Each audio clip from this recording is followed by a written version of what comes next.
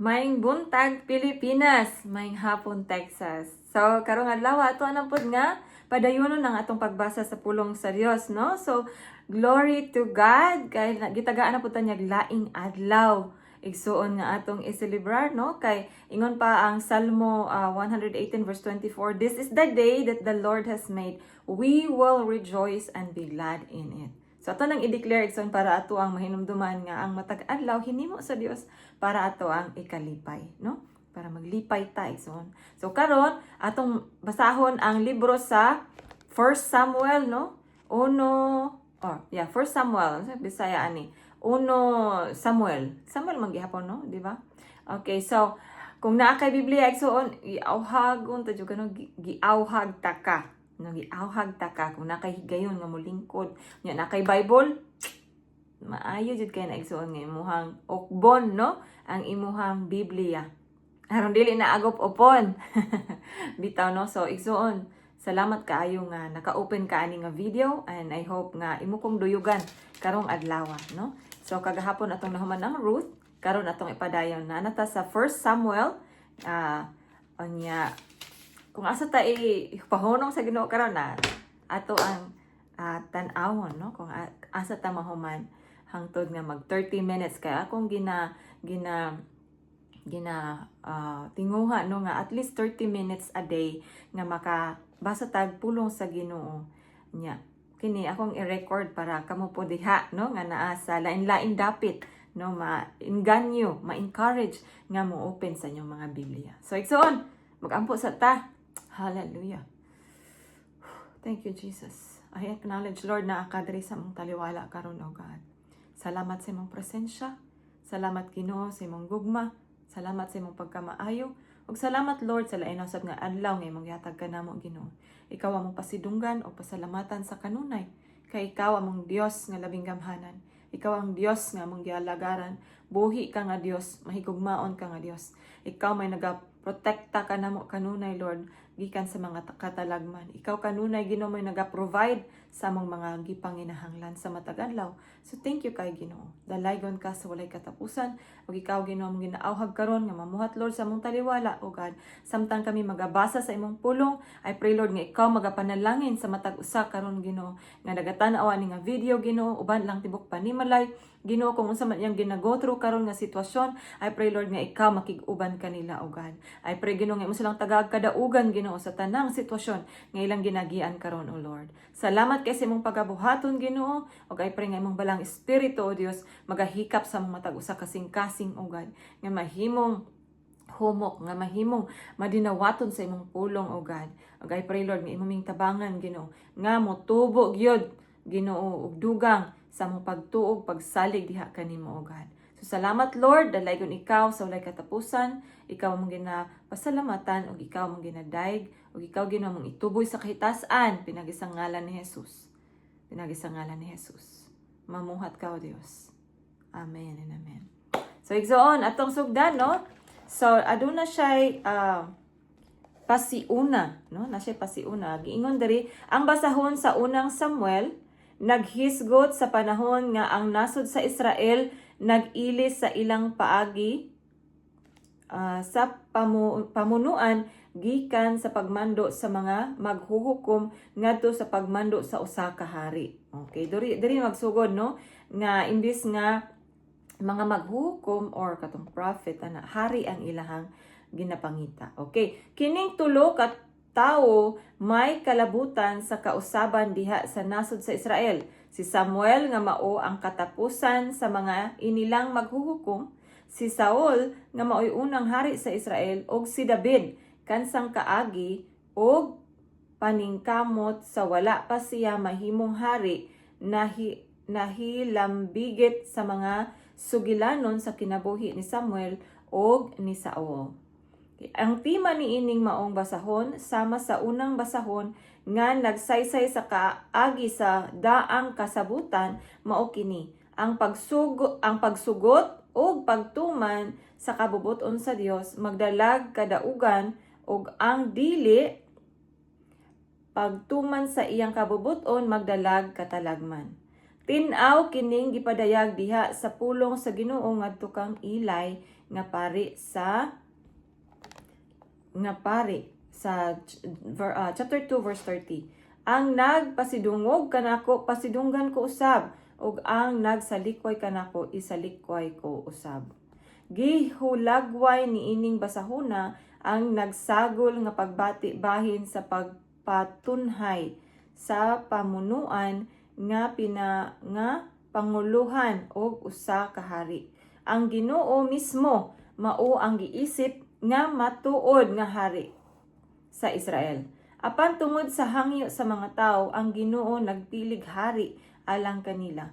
Ang mahinungdanon mao nga ang hari ug ang katawan sa Israel nagkinabuhi ilalom sa pagbuot ug paghukom sa Dios.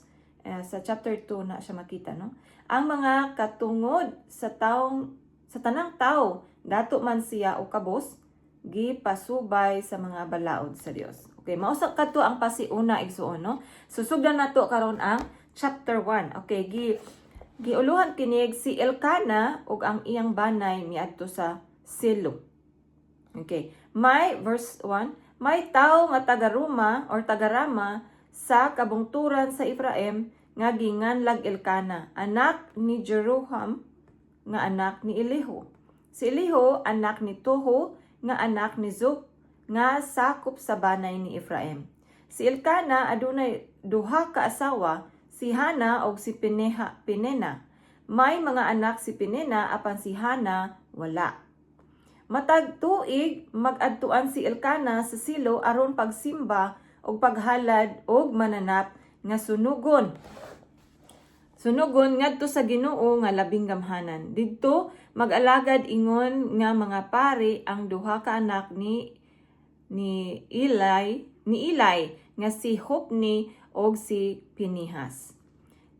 Okay. Verse 4, inighalad ni Elkana og mga mananap nga sunugon, hatagan niya usa ka bahin si Penina og tagsa usab sa o kabahin ang mga anak niya, apan bisag mas gihigugman niya si Hana, hatagan lamang niya siya og usa kabahin kay wala man siya hatagi sa Ginoo og anak. Okay. Tungod niini kanunay biay-biayon ni Penena si Hana. Okay, verse 7. Bugal-bugalan siya ni Penena matag higayon nga siya muadto sa balay sa Dios. Busa si Hana maghilak og dili mukaon, og si Elkana nga iyang bana muingon kaniya, Hana, ngano naghilak ka man og dili mukaon? Unsa may imong nagulan? Dili ba di ay mas bililhon pa ang ako alang kanimo kaysa sa napulo ka anak nga lalaki? Verse 9. Okay. Taka adlaw ni ana human sa ilang pagpangaon didto sa templo sa Ginoo sa Selo mitindog si Hana. Si Eli ang pari naglingkod duol sa haligi sa ganghaan sa templo sa Ginoo. Labihang guulan ni Hana og nagampo siya sa Ginoo og naghilak pag-ayo. Verse 11, nanaad siya og miingon, O Ginoo nga labing gamhanan kun tagdon mo ang kasubo sa imong sulugoon og hinumduman mo ako ug hatagan mo akog anak nga lalaki, ihalad ko siya kanimo aron mag-alagad siya kanimo sa tibuok niyang kinabuhi ug dili ko gayud siya patupihan. So na siya gisaad sa Ginoo, no? Okay, verse 12. Ug samtang nagpadayon siya na pag-ampo sa Ginoo, gipanid-an ni Eli ang baba ni Hana. Nagampo si Hana sa hilong. Ang mga ngabi lamang niya ang nagkibot-kibot o wala mabati ang iyang tingog, busa nagtuo si Eli nga hubog si Hana. Og giingnan niya siya, kanus ka man huwasi sa imong kahubog, ayaw na pag-inom. Okay, verse 15, apan si Hana mitubag, dili ako hubog, apan may gikagulan ako pag-ayo, wala ako makainom og bino o isog nga ilimnon, kundili nakigsulti ako sa Ginoo tungod sa akong kagool. Ayaw isipa nga daotang babae ang imong alagad, kay nagpahungaw lamang ako sa akong kabalaka og kasubo. Unya mitubag si Eli, ayaw na kaguol, hatagan ka unta sa Dios sa Israel sa imong gihangyo kaniya. Og miingon si Hana, hinaot unta nga kahimut-an mo kining imong sulugoon. Unya milakaw siya og mikaon og wala na magsubo. Okay, verse 19. Sa pagkasunod nga adlaw, si Elkana ug ang iyang pamilya sayo nga mibangon og misimba sa Ginoo. Unya na mauli sila sa ilang balay didto sa Rama. Nakighilawas si Elkana kang Hana ug ang Ginoo naluoy kang Hana. Sa pag-abot sa hustong panahon, nanamkon siya og nanganak og batang lalaki nga ginganlan niyag Samuel, kay kining bataa iya mang gipangayo sa Dios.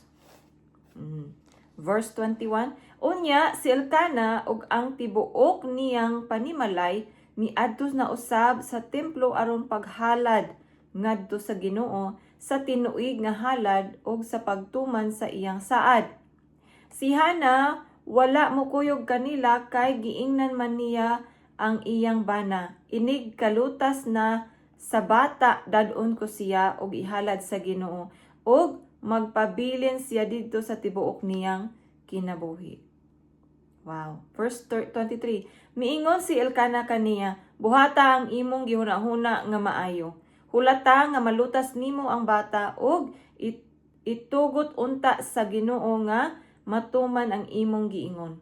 Busa nagpabilin si Hana og giatiman niya ang iyang bata hangtod nga nalutas kini.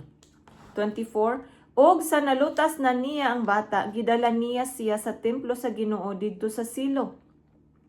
Nagdala usab siyag turong baka nga nagpanuigog 3 ka tuig, napulo ka gantang harina og 1 ka puntil nga panit nga gisudlan niyag bino. Unya giihaw nila ang turo og ilang gidala ang bata ngadto kang Eli. Unya miingon si Hana kang Eli, kon nahinumdum ka pa, ako kadtong babae nga mitindog dinhi sa imong atubangan ug nagampo sa Ginoo. Kining bataa mao ang akong gipangayo sa Ginoo ug gidungog niya ang akong pagampo. Busa gitugyan ko siya sa Ginoo aron mag-alagad siya kaniya sa tibuok niyang kinabuhi. Unya gisimba nila didto ang Ginoo. Amen. So, lami kaayo ang kuan ni Hana no nga even though dugay kay siya gitagaag anak sa Ginoo.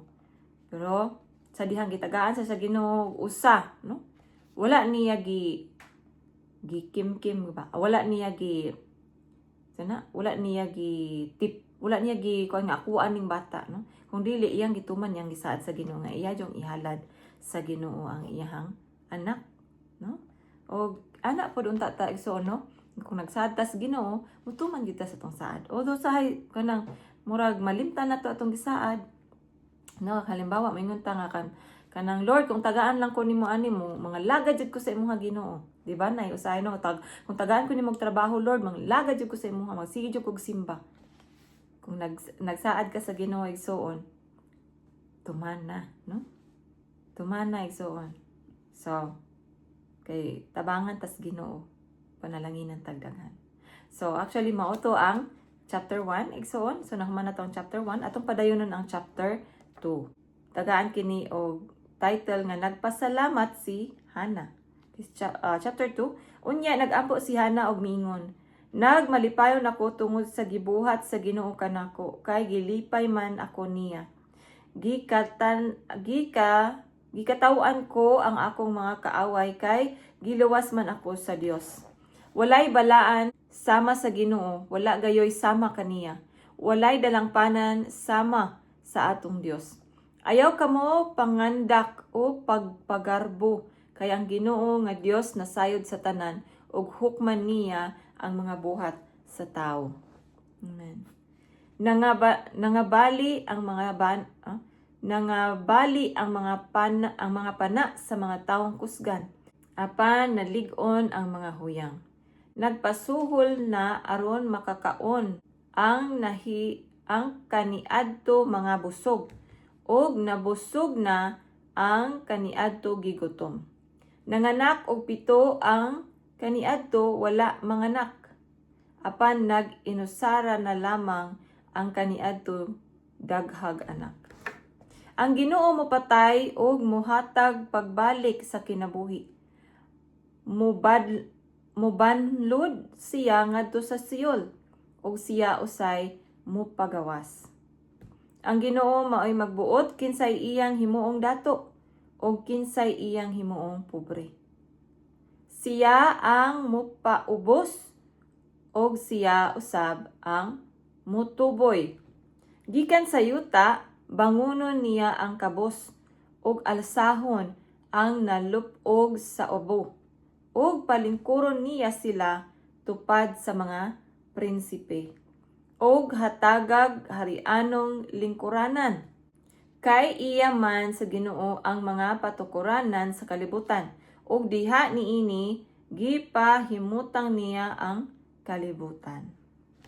Bantayan niya ang lakang sa mga masinugtanon, apan ang mga dautan, mga hanaw sa kangitngitan. Kay dili magmadaugon ang tao pinaagi sa iyang kaugalingong kusog. Verse 10, mga puo ang mga kaaway sa Ginoo. Musinggit siya batok kanila gikan sa kalangitan. Hukman sa Ginoo ang tibuok kalibutan. Ang iyang hari hatagan niyag kusog ug lig-unon niya ang gahom sa iyang dinihog. Unya mipauli si Elkana sa iyang balay didto sa Rama apan ang bata nga si Samuel nagpabilin sa Silo ug nag-alagad sa Ginoo ingon nga katabang sa pari nga si Eli. Okay, verse 12. Ang mga anak ni Eli pulos bugoy. Wala sila'y pagtahod sa Ginoo o sa iyang mga alagda bahin sa mga butang nga mapangayo sa mga pari gikan sa katawhan. Kung may maghalad og mananap nga sunugon, ang sulugoon sa pari moduol nga magdalag dakong tinidor samtang gilat-an pa ang karni. Iyang ituslo kini sa kawa ug ang tanan nga madala sa dakong tinidor maiya sa pari. Mao kini ang gibuhat sa mga anak ni Eli sa halad sa mga Israelita nga moadto didto sa Silo.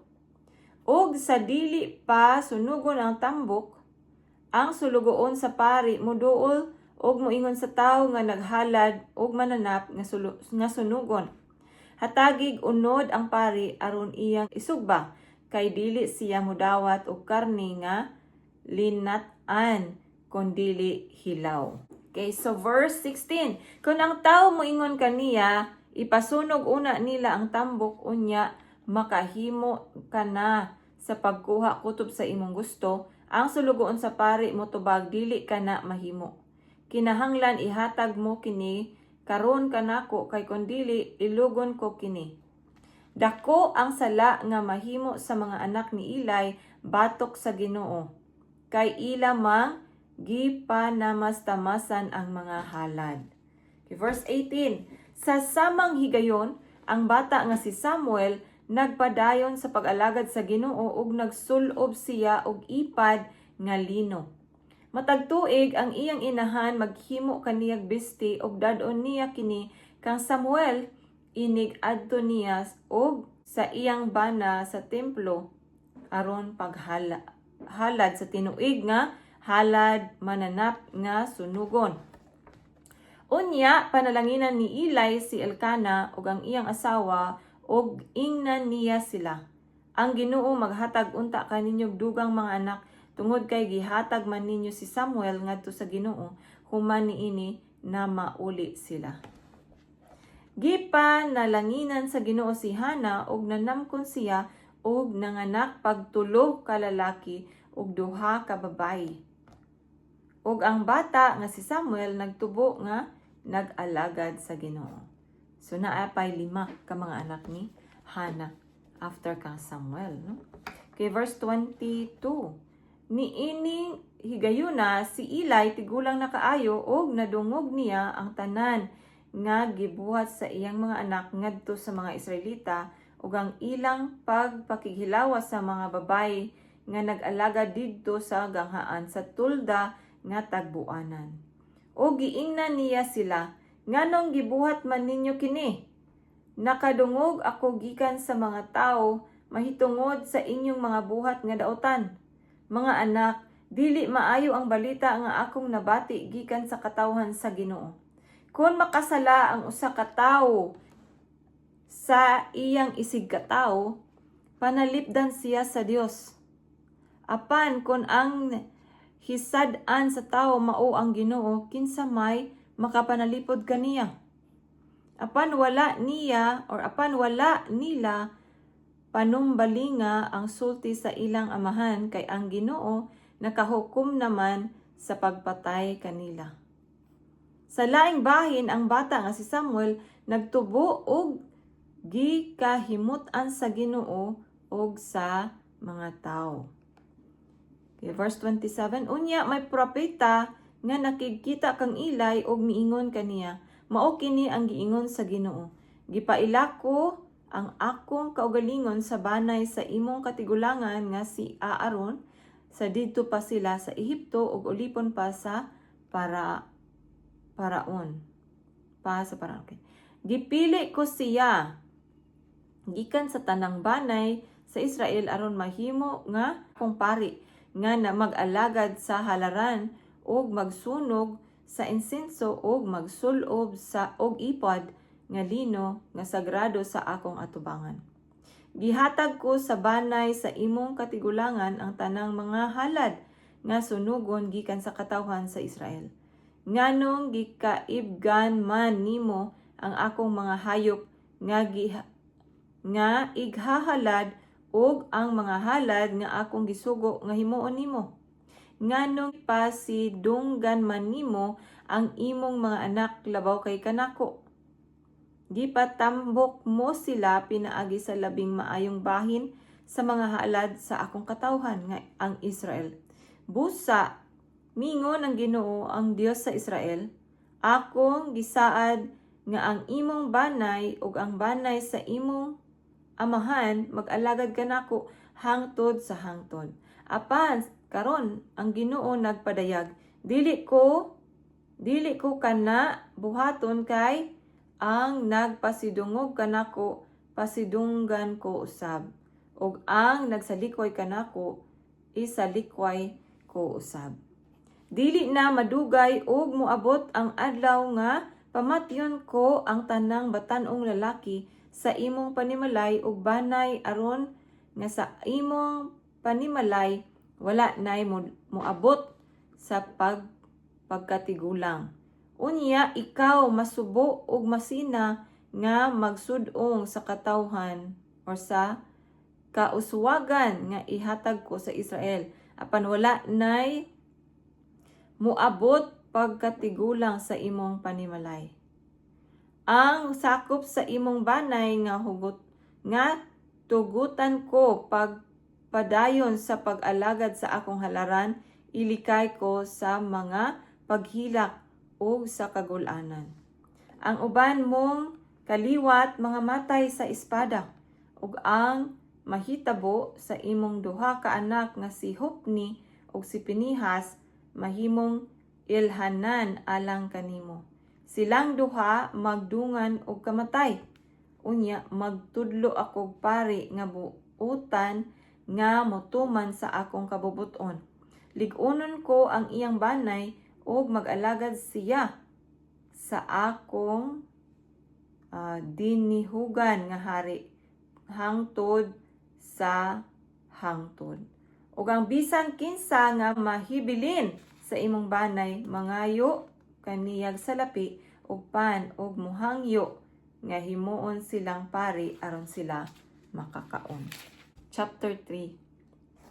Okay. So sa chapter 3 na ta igsuon, no? Si Samuel gitawag sa Ginoo, no? Chapter 3. Niining higayuna si Samuel nag-alagad sa Ginoo ubos sa pagdumala ni Ilay. Niadtong adlaw panagsal na lamang mupadalag mensahe ang Ginoo ug dili na sagad makita ang panan-awon. Usa ka gabi ni ana si Eli nga hanlap na naghigda sa iyang lawak. Natulog si Samuel dito sa sanktuaryo sa dapit nga gibutangan sa sudlanan sa kasabutan. Sa wala pa mukadlawon, samtang nagsiga pa ang suga, mitawag ang Ginoo kang Samuel. Nga nag-ingon, Samuel, Samuel. Og mitubag siya, di ara ko. Og miadto siya kang Eli og miingon, nganong gitawag mo man ako? Apan si Eli miingon, wala ako magtawag. Balik pagkatulog, busa miadto siya sa iyang lawak og mihigda. Apan ang Ginoo mitawag pag-usab, Samuel, Samuel. Og si Samuel mibangon og miadto kang Eli og miingon, unsa may ikaalagad ko kanimo? Apan miingon si Eli, wala ako magtawag kanimo anak, katulog pag-usab. Okay, verse 7. Niining tungura si Samuel wala pa makaila sa tingog sa Ginoo, ug wala pa ikapadayag kaniya ang pulong sa Ginoo. Ug ang Ginoo mitawag kang Samuel sa ikatulong higayon. Mibangon siya og miadto kang Eli og miingon, nganong gitawag mo man ako? Unya, nakasabot si Eli nga ang Ginoo maoy nagtawag sa bata. Busa giingnan niya si Samuel, balik og higda og kun tawgon ka pag-usab, tubaga siya. Sulti o Ginoo kay mamati ang imong sulugoon. Busa mibalik paghigda si Samuel. Verse 10. Unya mitungha og mitindog ang Ginoo nga nagtawag sama sa unang mga higayon. Samuel, Samuel. Og si Samuel mitubag, sulti o Ginoo kay ang imong alagad mamati kanimo. 11. Unya miingon ang Ginoo kang Samuel, hapit na nako buhaton sa Israel ang usa ka butang nga makapakugang sa makadungog niini. Sa maong adlaw buhaton ko batok kang Eli ang tanan nga gisulti ko mahitungod sa iyang banay, gikan sa sinugdanan hangtod sa katapusan. O gisultihan ko na siya nga hapit ko na sulutan ang iyang banay tungod kay na namastamas man sa Dios ang iyang mga anak ug wala siya magpugong kanila. Busa nanumpa ako batok sa panimalay ni Eli nga ang ilang sala dili gayud mapasaylo pinaagi sa halad ug gasa hangtod sa kahangturan. Okay, so verse 15. Natulog si Samuel hangtod sa buntag, unya giablihan niya ang mga pultahan sa templo sa Ginoo. Si Samuel nahadlok pagsugilon kang Eli sa panan-awon nga iyang nakita. Apan gitawag siya ni Eli og giingnan, Samuel, anak ko. Si Samuel mitubag, unsa man? Og nangutana si Eli, unsa may gisulti sa Ginoo kanimo? Ayaw paglimod, silutan ka sa Dios kon may ililong ka kanako sa pagsulti niya kanimo.